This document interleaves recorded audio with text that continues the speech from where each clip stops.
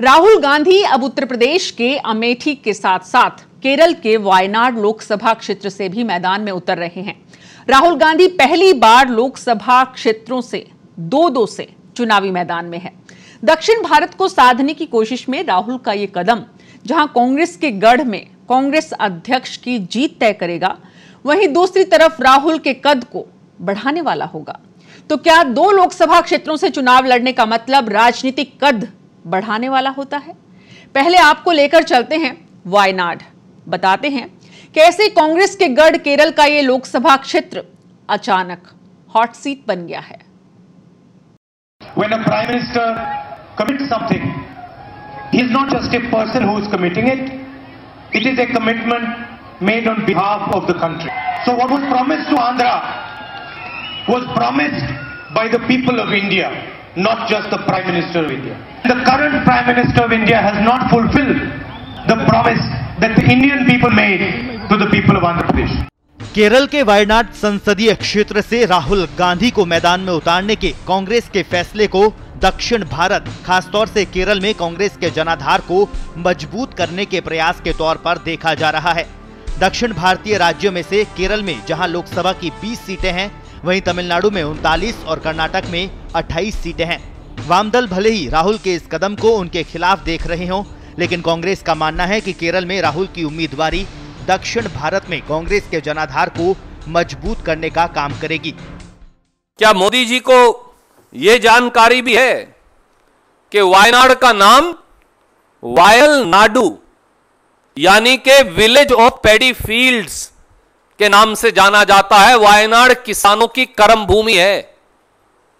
वायनाड के अंदर सबसे बेहतरीन फसल होती है कॉफी, चाय, पेपर, कार्डेमोम, रबड़। इनकी खेती के लिए पूरे देश में वायनाड मशहूर है। यह देश के किसानों की कर्म भूमि भी है। राहुल गांधी की वायनाड से उम्मीदवारी तय होते ही भाजपा के राष्ट्रीय अध्यक्ष अमित शाह ने चुटकी ली थी। उन्होंने कहा था कि वो हार से डर गए हैं। क्यों केरल भागे हैं? आप सबको मालूम है अमेठी में इस बार उनका हिसाब किताब चुकता होने वाला है। तो वहां पर केरल के अंदर जाकर ये जो तुष्टीकरण की राजनीति है, इसके आधार पर विजेता बनने चाहते हैं। राहुल बाबा कहीं पर भी ढूंढ लो, अपने आप को शिव भक्त कहलाते हो, वोट बैंक की राजनीति करने के लिए देश की सुरक्षा के साथ आपने खिलवाड़ किया है।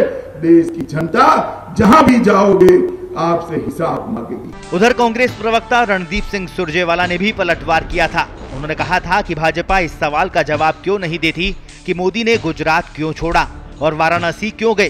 क्या इसका मतलब यह है कि गुजरात में उनकी हालत खराब थी? इस तरह की अपरिपक्व चीजों पर चर्चा करने के बजाय उन्हें प्रमुख राजनीतिक मुद्दों पर चर्चा करनी चाहिए। क्या मोदी जी व भाजपाइयों को यह जानकारी भी है कि वायनाड केरल में लवकुश मंदिर के नाम से मशहूर है, जाना जाता है? तो क्या आप भगवान श्री राम को भी अपमानित करेंगे? राहुल गांधी की उम्मीदवारी का ऐलान होते ही वायनाड की गिनती देश भर की उन चुनिंदा लोकसभा सीटों में हो गई जिन पर सबकी नजर रहने वाली है। वायनाड तमिलनाडु के नीलगिरी और कर्नाटक के मैसूर को जोड़ता है। ऐसे में ये 3 राज्यों का भौगोलिक और सांस्कृतिक प्रतिनिधित्व भी करता है।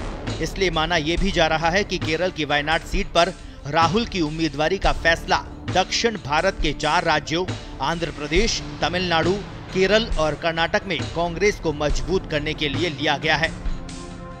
अब आपको बताते हैं कि आखिर क्यों सुरक्षित है वायनाड सीट राहुल गांधी के लिए। 2008 में बने वायनाड संसदीय क्षेत्र को कांग्रेस की सुरक्षित सीटों में से एक माना जाता है। इसमें 7 विधानसभा क्षेत्र आते हैं। इनमें से 3 वायनाड जिले के, 3 मल्लापुरम जिले के और 1 कोझिकोड जिले में है। 2009 और 2014 के लोकसभा चुनावों में यहां से कांग्रेस के एमआई शानवास जीते थे, लेकिन 2018 में उनके निधन के बाद ये सीट खाली है। ये बात और है कि दोनों ही बार यहां से कम्युनिस्ट पार्टी ऑफ इंडिया यानी सीपीआई के उम्मीदवार दूसरे नंबर पर रहे।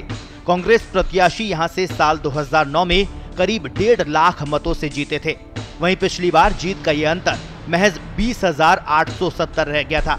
भारतीय जनता पार्टी के उम्मीदवार 2009 में चौथे नंबर पर रहे, जिन्हें महज 31,687 वोट यानी कि 3.85% वोट मिले थे।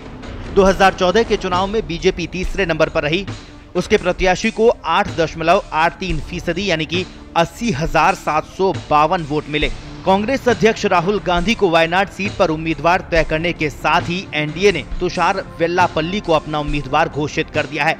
वे भारत धर्म जनसेना के अध्यक्ष है। ऐसे में अब ये देखना दिलचस्प होगा कि हॉट सीट बना वायनाड क्या नतीजे देता है। ब्यूरो रिपोर्ट, पत्रिका टीवी।